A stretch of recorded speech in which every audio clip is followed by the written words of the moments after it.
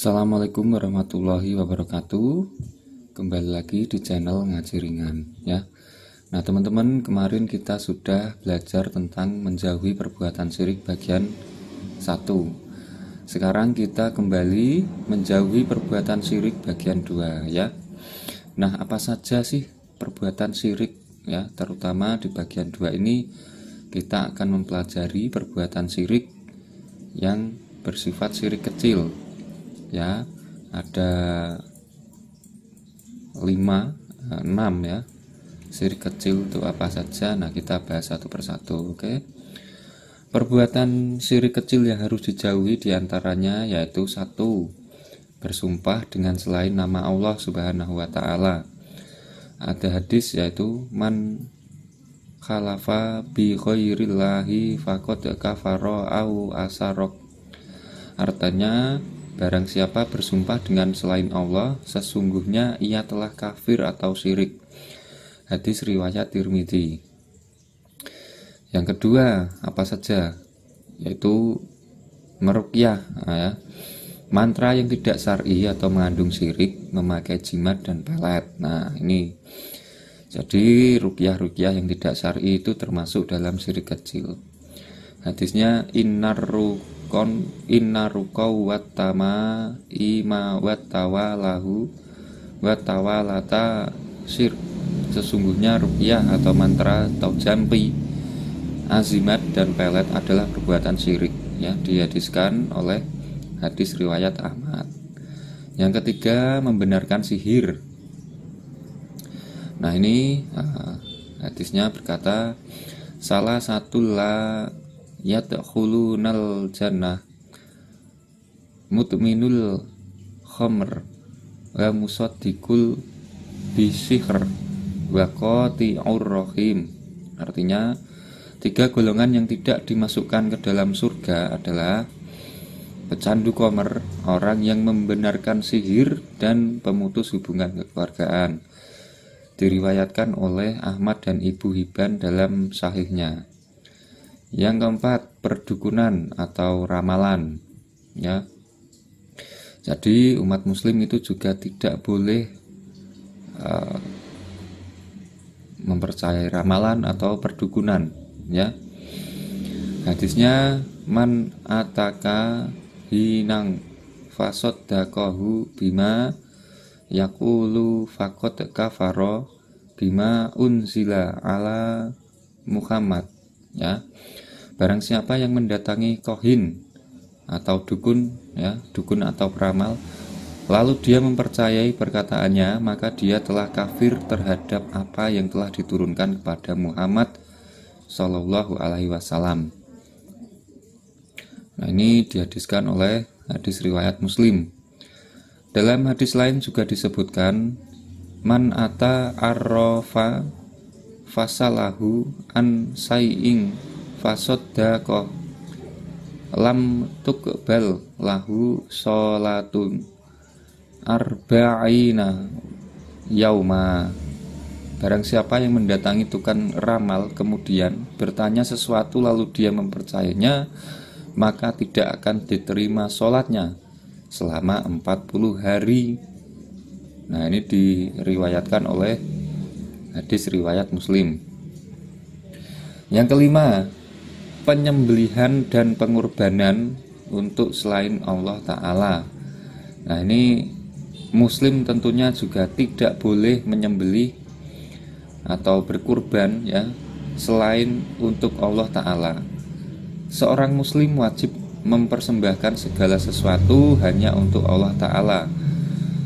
Dan karenanya ya, jadi tidak boleh seorang ya, sampean bernazar kalau aku mau menyembelih ini ya untuk meminang. Nah itu juga tidak boleh. Oke. Seorang muslim wajib mempersembahkan segala sesuatu hanya untuk Allah Ta'ala, dan karenanya tercelanya perilaku menyembelih atau berkurban untuk selain Allah tergambar pula pada hadis berikut. Nah ini sangat panjang sekali ya. Teman-teman bisa membacanya sendiri ya. Langsung saja saya bacakan artinya. Dari Tariq bin Shihab, beliau menceritakan bahwa Rasulullah Shallallahu Alaihi Wasallam pernah bersabda, ada seorang lelaki yang masuk surga gara-gara seekor lalat, dan ada pula lelaki lain yang masuk neraka gara-gara lalat juga. Mereka, ya, para sahabat bertanya, bagaimana hal itu bisa terjadi? Karena wahai Rasulullah, gitu ya. Bagaimana hal itu bisa terjadi, wahai Rasulullah? Beliau menjawab, ada dua orang lelaki yang melewati dua kaum yang memiliki berhala. Bila tidak ada seorang pun yang diperbolehkan melewati daerah itu, melainkan dia harus berkorban, memberikan segala sesaji, ya, sesuatu untuk berhala tersebut. Mereka pun mengatakan kepada salah satu di antara lelaki itu, berkorbanlah. Ia pun menjawab, aku tidak punya apa-apa untuk dikorbankan. Mereka mengatakan seperti itu, ya. Berkorbanlah, walaupun hanya dengan seekor lalat. Ia pun berkorban dengan seekor lalat, sehingga mereka pun memperbolehkan dia untuk lewat dan meneruskan perjalanan. Karena sebab itulah ia masuk neraka. Mereka juga memerintahkan pada orang yang satunya, berkorbanlah, begitu. Ia menjawab, tidak pantas bagiku berkorban untuk sesuatu selain Allah Azza wa Jalla. Akhirnya mereka pun memenggal lehernya, karena itulah ia masuk surga. Ya, yang jadi yang satu ini berkorban lalat, ya, walaupun hanya seekor lalat, tapi ia berkorban untuk bisa masuk di sini, ya, melewati daerah, untuk diperbolehkan untuk melewati daerah. Maka dia disuruh untuk berkorban lalat, dia mau. Nah, orang itu masuk neraka. Yang satunya tidak mau, benar-benar tidak mau untuk berkorban walaupun dengan seekor lalat, tapi akhirnya dia pun dipenggal lehernya. Tapi karena itulah dia bisa masuk surga, ya. Nah, yang keenam ini adalah tiyarah atau merasa sial. Man roddathu tiyarah min hajati wa qad asraq qalu ya Rasulullah ma kaffaratu dzalik qala ayyakula ahaduhum Allahumma la khaira ila khairuka wala tayra ila tayruka wala illaha khairuk. Barang siapa yang menggugurkan niatnya karena tiyaroh, maka ia telah berbuat syirik. Para sahabat bertanya, lalu apakah tebusannya? Beliau Shallallahu Alaihi Wasallam menjawab, hendaklah ia mengucapkan, ya Allah, tidak ada kebaikan kecuali kebaikan dari Engkau. Tiadalah burung itu yang dijadikan objek tatayur, ya, merasa sial, melainkan makhlukmu, dan tidak ada ilah yang berhak diibadahi dengan benar kecuali Engkau. Hadis riwayat Ahmad. Nah, semuanya, ya, dari 6 kegiatan yang saya sebutkan ini adalah sebagai dari syirik kecil, ya. Jadi apa tadi? Yang pertama, bersumpah dengan selain nama Allah. Yang kedua, meruqyah dengan mantra yang tidak syar'i. Yang ketiga, membenarkan sihir. Yang keempat, perdukunan atau ramalan, ya. Yang kelima, menyembelih dan mengorbankan untuk selain Allah Ta'ala. Yang keenam, tiyaroh atau merasa sial. Nah, yang saya sebutkan tadi adalah dosa yang disebabkan oleh syirik kecil. Perlu difahami bahwa yang namanya syirik itu adalah dosa besar.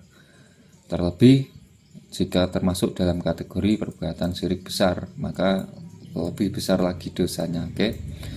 Nah, itu saja teman-teman yang dapat kami sampaikan dalam materi menjauhi perbuatan syirik bagian 2. Mudah-mudahan bermanfaat, ya, menjadi pembelajaran buat saya dan buat teman-teman semuanya yang melihat channel Ngaji Ringan. Mudah-mudahan kita terhindar dari perbuatan syirik, dan mudah-mudahan juga teman-teman amal perbuatannya diperbanyak dan menjadikan amal perbuatan teman-teman itu fit dunya, amal yang membuat teman-teman diselamatkan fit dunya wal akhirah. Amin ya rabbal alamin. Itu saja teman-teman yang dapat kami sampaikan, mudah-mudahan semua bermanfaat, mudah-mudahan semua juga mendapatkan ilmu di pada materi ini.